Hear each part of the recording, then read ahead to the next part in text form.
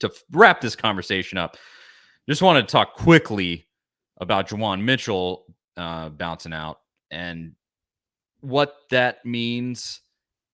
We already said it. This had been swirling around for a while. We were surprised he even came back this year. He contributed nicely in 2022, but he still was, I guess you would say, like a part-time starter.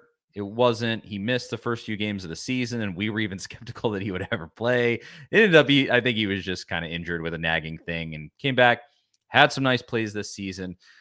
To me, I mean, this is Peely just taking a spot, right? Like that solidified it. I feel like it was just you're bringing in this really senior kid who's been a great team leader for BYU. I think to the point. Did somebody say he has children? Like or what? Not He's children. A married. wife? Isn't Yeah, he he's married? married. Yeah. Yeah, he's like married. He's a grown man with a wife and a mortgage. Peely. um, yeah. I mean, that's just what it feels like. And then obviously you hate it because you go like, man, he would have been an amazing depth piece on this team. That would like that set of linebackers just jumps off the page and you go, hey, that's a nice little trio right there. And then you bring in your, Caleb Perry, Elijah Herring, the guys that are kind of sitting back there. And it's a nice set of linebackers. Now Mitchell's gone and those backups suddenly become purely young guys unless you go with another transfer.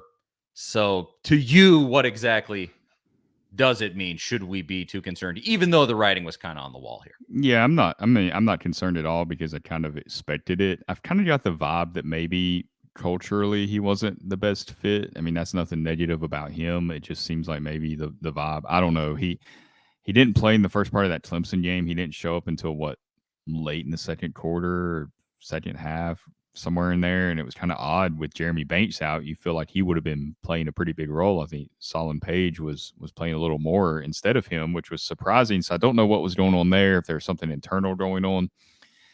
I think it was just time for him to move on, time for the program to move on. I wouldn't be surprised if they do go find another depth piece at linebacker in the portal, just have some experience, maybe a graduate student who wants to play another year in the SEC or something, doesn't really have NFL plans, is okay kind of playing that reserve role. There's plenty of guys in the portal to choose from, so maybe they'll be able to find somebody to fill that gap. And we also got to talk about this Pittsburgh Pat Narduzzi stuff because lots of people in the comments going on about that, which has kind of been a big thing this week. Absolutely. Yeah, I just wanted to cover quickly about sort of the meaning of that Juwan Mitchell situation. It is what it is. Hopefully, Peely ends up being that dude. Obviously, Beasley is that dude. So I like where that set of linebackers is at, and hopefully, like Herring, he keeps getting better. He flashed at times this season. That'd be nice. Beasley looks like he's going to become just a superstar in the SEC in his last year. I mean, he really came on so throughout the year. He made some good plays. Like he made that fourth down stop against LSU right before the Jalen Hyatt touchdown from Hooker. That was Beasley going right to the right spot to make that play. He kind of quietly did stuff like that all year long. And then we saw towards the end of the year, he's such a good blitzer. And Tennessee has that deal. It looks like when the running back kind of vacates the backfield, they're blitzing no matter what. They're coming because they don't have that extra protection there, and they're going to trust that they can get there faster than the quarterback and get the ball out. And especially against Klubnik in the Orange Bowl, that strategy definitely works. So I'm really excited to see him next year and to kind of see him take that next step.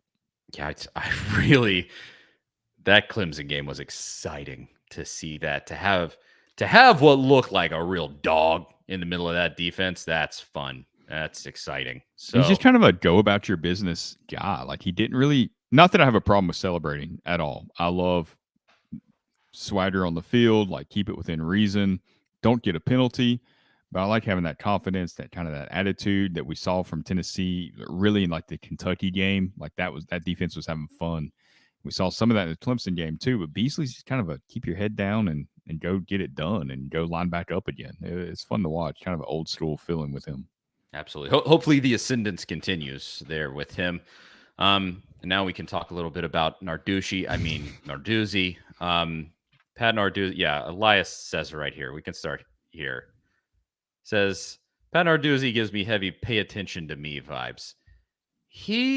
This whole thing with the "we should change the rules of football because my feelings are hurt" type of stuff. I can't stand it. Nick Saban was a pioneer in this with Gus Malzahn back in the day. The coaches that that get beat by a certain thing, there's a certain type of coach that goes, "All right, I'm going to take that and get better." And then there's another type of coach that's going to complain about that and say, "Well, it was me. Change the rules for me." So Narduzzi, correct me if I'm wrong. He said that he wants microphones in the helmet, like the NFL, where you don't have to use signals on the sidelines for players, but for the quarterback specifically, you don't have to use signals to call the plays. But then he says if they do that in college ball, he wants the rules changed where you have to wait until that 25-second play clock starts to snap the ball. Which of course would derail what Josh Heupel does. Now we've talked about Josh Heupel's offense operates on the margins. He pushes the rules of football. And you see it, the offense somewhat frequently this season got called for, would it be considered offensive pass interference or whatever it was, where they're blocking downfield and it gets called back, and so he was pushing the rules, but it's all legal. I mean, this isn't going to happen, and this is dumb, but just it just shows you, like, I don't know what you want to call Narduzzi. It's not even if you can't beat him, join him, because he's not saying he's going to start using his offense like that. He's just throwing a tantrum and going, change the rules for me or else, because I can't beat this. Yeah, it's a little more nuanced than just the offense, but you can tell, like, I think that's the root of it for Narduzzi. Like, this came up talking about sign stealing, and every college football coach is very paranoid apparently about the sign stealing because the offense is moving so fast. They're giving signals. I mean, you see it at Tennessee games. You got 3 guys on the sideline giving signals. They're looking at one of them, I guess, and however that works, and they're changing it up, and they're holding up screens behind them so TVs can't capture it, and somebody decode the signs. I mean, there's all kinds of paranoia going on to the point where people are concerned that the guys operating the chains who are hired by the school where the game's at are in on it at times. So that's like kind of what led. Comments though can tell you where his heart really lies on this, because he said, if they do this and they put the communication in the helmets to eliminate the sideline signals, so that would take all that out, then he thinks that the offenses would move even faster than they already do because they wouldn't have to look at those signals. So maybe it's like a second or two faster. Tennessee can snap the ball. So to combat that, he, like you said, he wants to wait till there's 25 seconds left on the play clock, which would be a full 15 seconds in between every play at minimum to snap the ball, which, like, that's just not going to happen. But his comments said, if they do that, quote, then we can actually huddle on offense, huddle as a defense, and now we can talk to the Mike linebacker and give a defense. And now all of a sudden we have a real game. And now our offenses, their defenses can't steal signs because that's what happens.